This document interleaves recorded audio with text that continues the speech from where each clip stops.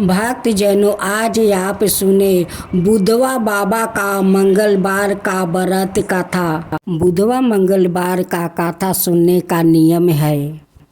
पहला बार मंगलवार लखनऊ सहित प्रदेश भर के हनुमान मंदिरों में विभिन्न आयोजन की जा रही है। श्रद्धालु सुबह से ही बजरंगबली के दर्शनों के लिए लंबी लंबी लाइनों में लगे हुए हैं। मंदिरों में भीड़ भाड़ के महेंजर पुलिस तर्क है, लेकिन क्या आप जानते हैं कि 12 यह बुधवा मंगल किसे कहते हैं और मंगलवार पर भंडारे की परंपरा कहाँ से शुरू हुई है? तो सुनते हैं। बड़े या बुधवा मंगल की पौराणिक कथा है। हिंदू धर्म में ज्येष्ठ मास का बड़ा महत्व है। कहा जाता है कि ब्रह्मा जी को 12 महीने में सबसे प्रिय ज्येष्ठ मास है। इस महीने में पड़ने वाले मंगलवार का खास महात्म्य होता है। वैसे तो मंगलवार का दिन हनुमान जी का समर्पित होता है और मंगलवार के दिन हनुमान जी की पूजा अर्चना की जाती है, परंतु ज्येष्ठ मास के मंगलवार को हनुमान जी पूजा का विशेष महत्व होता है। इस माह में पड़ने वाले मंगलवार को 12 मंगलवार कहते हैं। इस बुधवा मंगल भी कहा जाता है। मानता है कि ज्येष्ठ मास में पड़ने वाले बड़े मंगलवार विधि विधान से हनुमान जी की पूजा अर्चना करने से भक्तों को प्रत्येक कष्ट और बाधा से मुक्ति मिलती है। 12 मंगल को बुधवा मंगल कहने के पीछे 2 पौराणिक कथा है प्रचलित है। एक कथा के मुताबिक महाभारत काल में जब भीम को अपने बल का बड़ा घमंड हो गया था, तो हनुमान जी ने बूढ़े बानर का रूप रख कर भीम के घमंड को मंगलवार को तोड़ा था। दूसरी कथा के अनुसार वन में विचरण करते हुए भगवान श्री राम जी से हनुमान जी का मिलन वीरपा पुरोहित के रूप में इस दिन हुआ था। इसलिए ज्येष्ठ मास के मंगलवार को बुधवा मंगल या 12 मंगल के नाम से जाना जाता है। बड़े मंगल की शुरुआत कहा जाता है कि बड़े मंगल की शुरुआत यूपी का राजधानी लखनऊ के पुराने हनुमान मंदिर परिसर से मेल के रूप में हुई थी। हालांकि इसको लेकर कई किंवदंतियों प्रसिद्ध है। नवाब शहादत अली ने अपनी मां के कहने पर मंदिर का निर्माण करवाया था।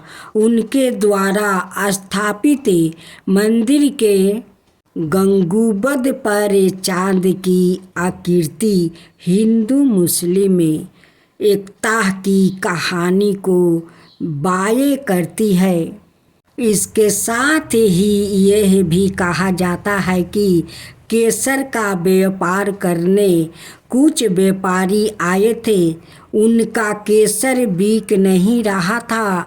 नवाब वाजिद अली सहन ने उनका पूरे केसर खरीद लिया था और वो महीना जेठ का था।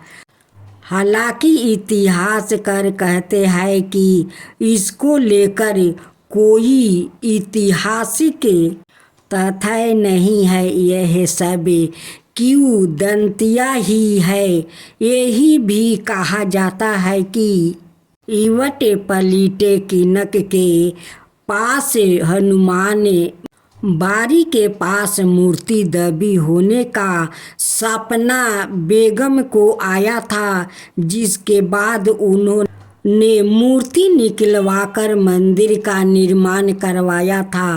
कहा जाता है कि एक बार प्लेग महामारी को भागने के लिए नवाबों ने यहाँ पर मन्नत मांगी थी कि यह महामारी खत्म होने पर भंडारे के आयोजन करवाएंगे। तब से ही यहाँ पर जेठ माह के हर बड़े मंगल को भंडारे का प्रचलन शुरू हुआ है। बताया जाता है कि यहाँ पर मंदिर इतना है कि यहाँ पर नीम करोली बाबा भी आते थे। यहाँ पर मांगी गई श्रद्धालुओं की हर मनोकामना पूरी होती है। एकादशी देवी की कथा। एकादशी माता की जय हो, एकादशी माता की जय हो। मूर नाम का एक दैत्य था, रावण और कंस की तरह वो भी 12 आतंक मचाता था। स्वर्ग में देवों सहित सभी को पीड़ा देता था। सभी लोग उसे रक्षा मांगकर श्रीमन नारायण के शरण में गए। भगवान ने कहा, मैं उसे संभालता हूँ, चिंता मत करो। भगवान मूर के साथ युद्ध करने लगे, लेकिन अपनी सारी शारीरिक शक्ति लगाकर भी भगवान कुछ नहीं कर सके। भगवान को युद्ध के मैदान से पलायन करना पड़ा। वो हिमालय की एक गुफा में छिप गया। मूर भी उनका पीछा करते हुए वहां पहुंच गया। भगवान ने ध्यान करना शुरू किया और उनके मन से एक शक्ति उत्पन्न की। उनकी मानसिक शक्ति, इस शक्ति ने बाहर आकर मूर को अपनी तलवार से मार डाला। हम जानते थे कि शरीर में 10 इंद्रियां है, 5 ज्ञानेंद्रियां और 5 कर्मेंद्रियां, 11वीं इंद्रिया है मन। संस्कृत में एकादशी का अर्थ है 11। चौकी यह देवी उनके मन भगवान की 11वीं इंद्रिया से निकली थी, इसलिए भगवान ने उन्हें एकादशी के नाम से पुकारा। एकादशी माता की उत्पत्ति का दिन उनके नाम से ही जाने लगा। माता एकादशी के अंतिम चरण के दौरान उत्पन्न हुई थी, इसे जयंती कहते हैं। और उन्होंने द्वादशी के पहले चरण के दौरान दैत्य को मार डाला था, इसे स्मृति कहते हैं।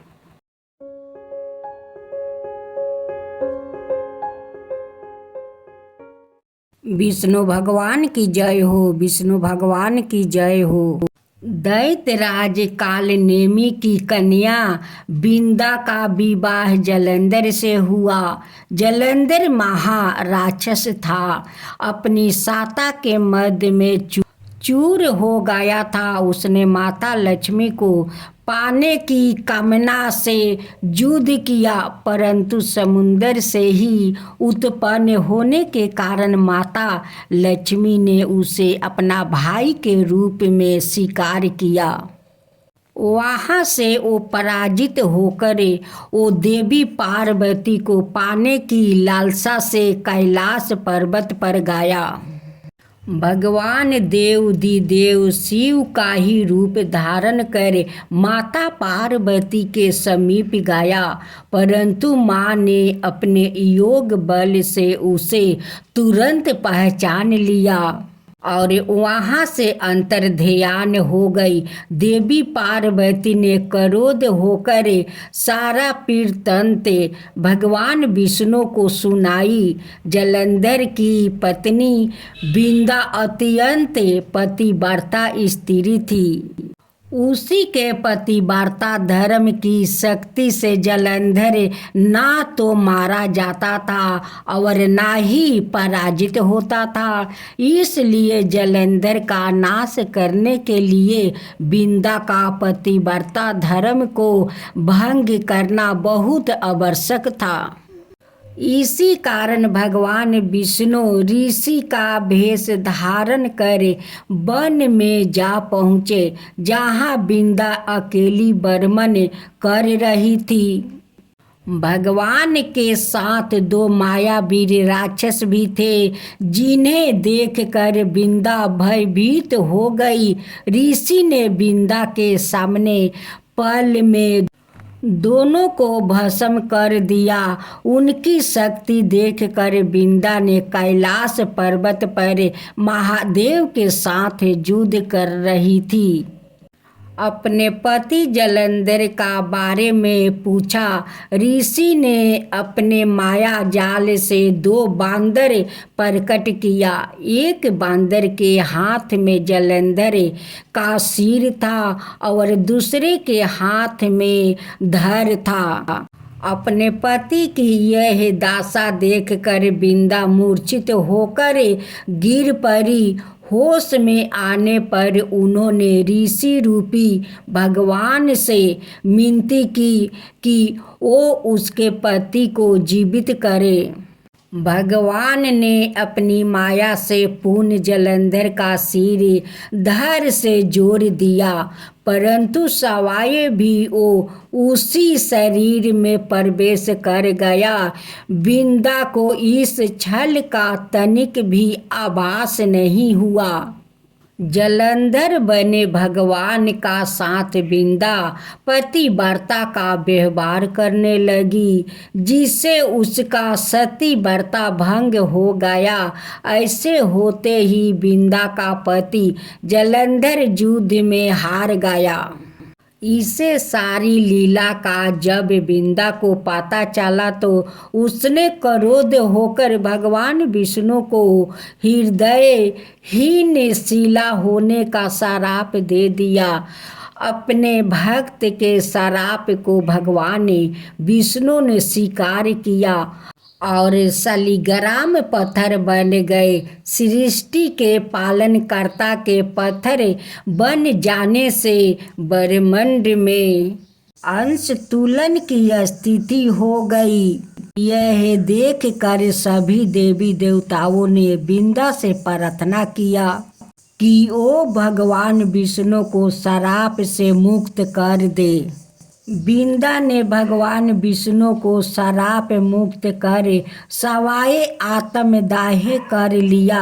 जहाँ बिंदा भस्म हुई वहाँ तुलसी का पौधा उगा। भगवान विष्णु ने बिंदा से कहा, हे बिंदा, तुम अपने सतीव्रता के कारण मुझे लक्ष्मी से भी अधिक प्रिय हो गई हो। अब तुम तुलसी का रूप में सदा मेरे साथ रहोगी।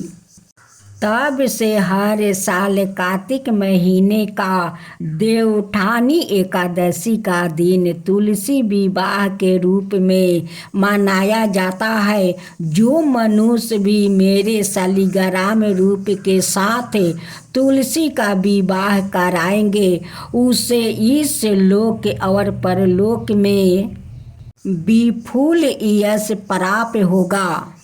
उसी दैत्य जलंधर की यह भूमि जलंधर नाम से विख्यात है। माँ तुलसी की जय हो, माँ तुलसी की जय हो, विष्णु भगवान की जय हो, विष्णु भगवान की जय हो। भक्तजनों, आज आप सुने माँ वैभव लक्ष्मी की व्रत कथा।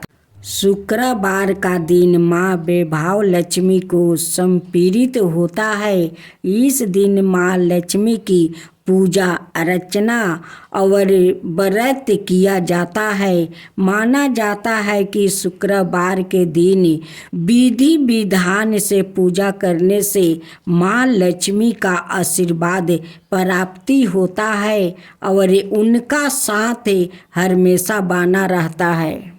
माँ वैभव लक्ष्मी का व्रत वैसे तो कोई भी रख सकता है, मगर जो लोग काफ़ी समय से आर्थिक संकटों का सामना कर रहे हैं और उनकी परेशानी दूर नहीं हो रही है, या फिर उन्हें सही रास्ता नजर नहीं आ रहा है, उन लोगों को हर शुक्रवार या व्रत पूरी श्रद्धा के साथ करना चाहिए।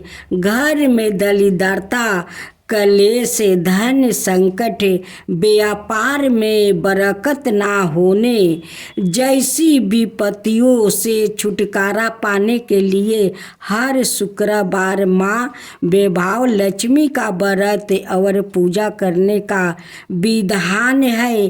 कहा जाता है कि अगर लंबे समय के बाद भी किया जा रहे प्रयासों के बाद भी अगर कोई काम नहीं बन पा रहा है तो व्याकित को वैभव लक्ष्मी का व्रत जरूर करना चाहिए।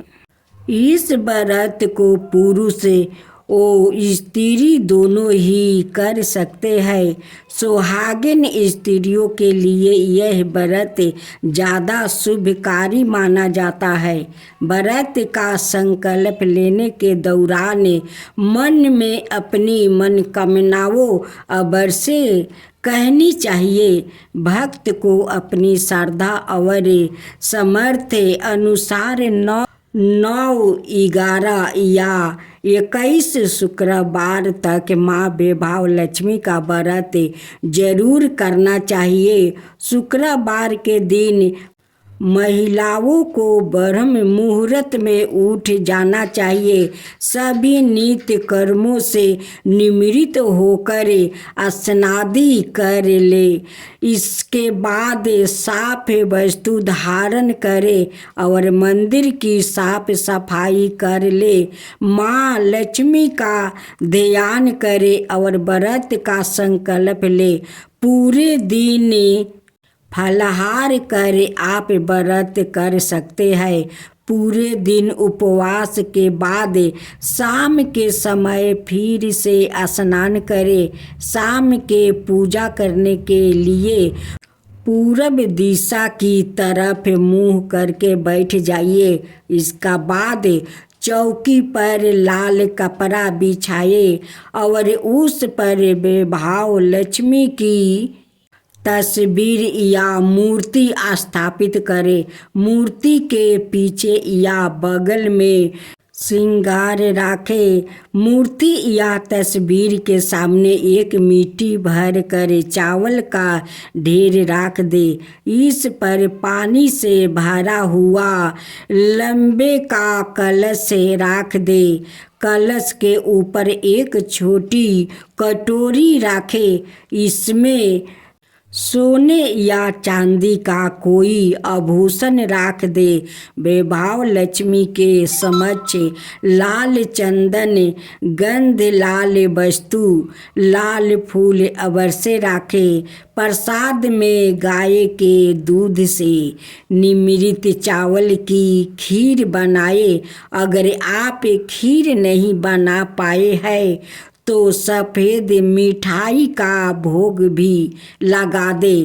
पूजा के बाद लक्ष्मी स्तवन का पाठ, चालीसा और आरती करे। साथ ही माँ के नियम मंत्र का जप भी करे।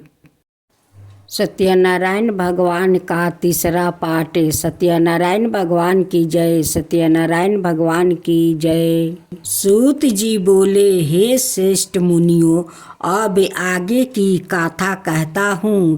पहले समय में उल्लेका मुख नाम का एक विद्यमान राजा था। वो अत्यंत भक्त और जितेंद्रिया था, प्रतीत दिन देवों स्थानों पर जाता और निर्धनों को धन देकर उनके कष्ट दूर करता था। उसकी पत्नी कमल के समान मुख वाली थी, सती साध्वी थी। भरतशिला नदी के तट पर उन दोनों ने सत्यनारायण भगवान का व्रत किया। उसी समय साधु नाम का एक वैश्य आया। उसके पास व्यापार करने के लिए बहुत सा धन भी था। राजा को व्रत करते देख कर वो विनय के साथ पूछने लगा, हे राजन, भक्ति भाव से पूर्ण होकर आप यह क्या कर रहे हैं? मैं सुनने की इच्छा रखता हूँ, तो आप मुझे बताइए। राजा बोला, हे साधु, अपने बंधुओं के साथ पवित्रादि की प्राप्ति के लिए एक महाशक्ति महान सत्यनारायण भगवान का व्रत वो पूजन कर रहा हूँ। राजा के वचन सुन साधु अंदर से बोला, राजन, मुझे इस व्रत का सारा विधान कहिए। आपके कथा अनुसार मैं भी इस व्रत को करूँगा। मेरी भी संतान नहीं है और इस व्रत को करने से निस्तान रूप से मुझे संतान की प्राप्ति होगी। राजा से व्रत का सारा विधान सुने व्यापार ने निमृत होकर वो अपने घर गया। साधु वैश्या ने अपनी पत्नी को संतान देने वाले इस व्रत का वर्णन कह सुनाया और कहा कि जब मेरी संतान होगी तब मैं इस व्रत का करूँगा। साधु ने इस तरह के वचन अपनी पत्नी लीलावती से कहे।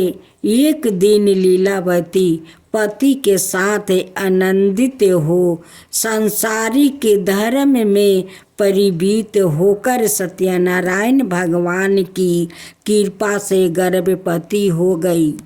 10वें महीने में उसके गर्भ से एक सुंदर कन्या ने जन्म लिया। दिनों दिन वो ऐसे बढ़ने लगी जैसे कि शुक्ल पक्ष का चंद्रमा बढ़ता है। माता पिता ने अपनी कन्या का नाम कालावती रखा। एक दिन लीलावती ने मीठे शब्दों में अपने पति को याद दिलाया कि अपने सत्यनारायण भगवान के जिस व्रत को करने का संकल्प किया था उसे करने का समय आ गया है। आप इस व्रत को करिए। साधु बोला कि हे प्रिय, इस व्रत को मैं उसके विवाह पर करूँगा। इस प्रकार अपनी पत्नी को आश्वासन देकर वो नगर को चला गया। कालावती पिता के घर में वृद्धि को प्राप्ति हो गई। साधु ने एक बार नगर में अपनी कन्या को सखियों के साथ देखा तो तुरंत ही दूत को बुलाया और कहा कि मेरी कन्या के योग वर देख कर आओ। साधु की बात सुनकर दूत कंचन नगर में पहुंचा और वहां देखभाल कर लड़की के सुयोग बानीक पुत्र को ले आए। सुयोग लड़के को देखे साधु ने बंधुओं को बुलाकर अपनी पुत्री का विवाह कर दिया।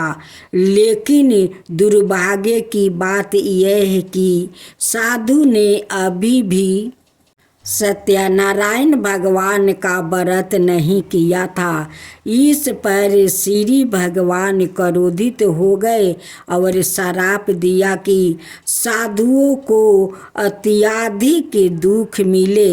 अपने कार्य में कुशल साधु बिना जमाई को लेकर समुद्र के पास स्थित होकर रत्नासरपुर नगर में गया। वहाँ जाकर दामाद ससुर दोनों मिलकर चंद्रकेतु राजा के नगर में व्यापार करने लगे। एक दिन भगवान सत्यनारायण की माया से एक चोर राजा का धन चुरा कर भाग रहा था। उसने राजा के सिपाहियों को अपना पीछा करते देखा। चुराए हुए धन वहाँ रख दिया जहाँ साधु अपने जमाई के साथ ठहरा हुआ था।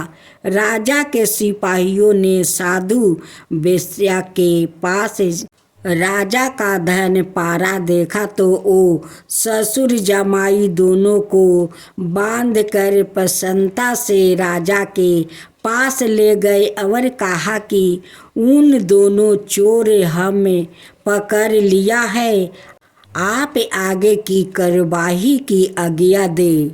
राजा की आज्ञा से उन दोनों को कठिन कारावास में डाल दिया और उनका सारा धन भी उसे छीन लिया गया। सत्यनारायण भगवान से श्राप से साधु की पत्नी भी बहुत दुखी हुई।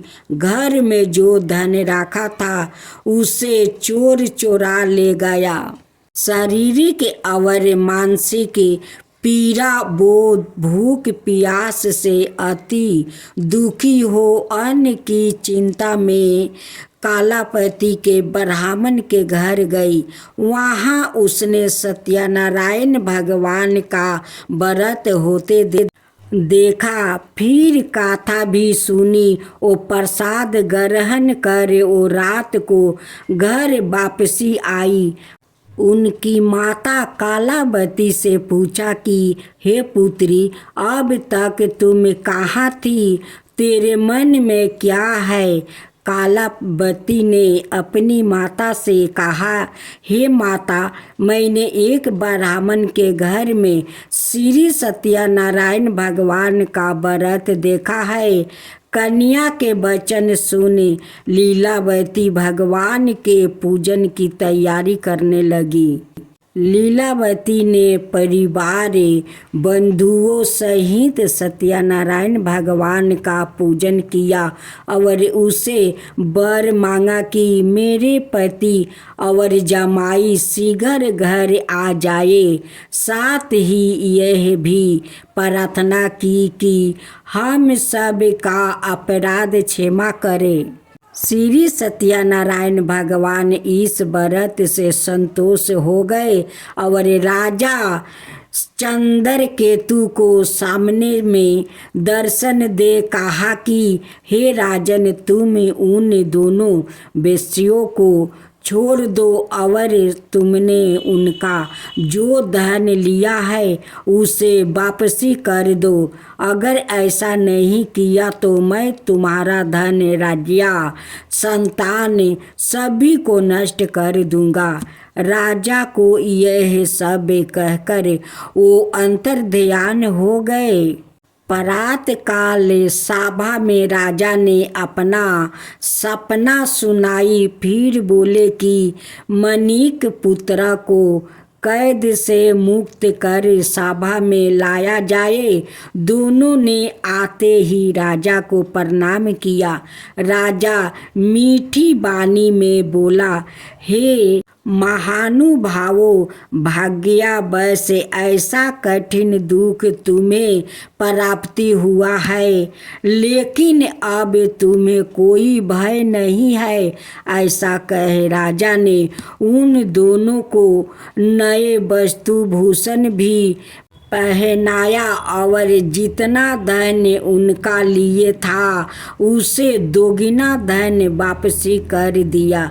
दोनों वेश्या अपने घर को चल दिया। भज मन नारायण नारायण नारायण, श्री सत्य नारायण भगवान की जय।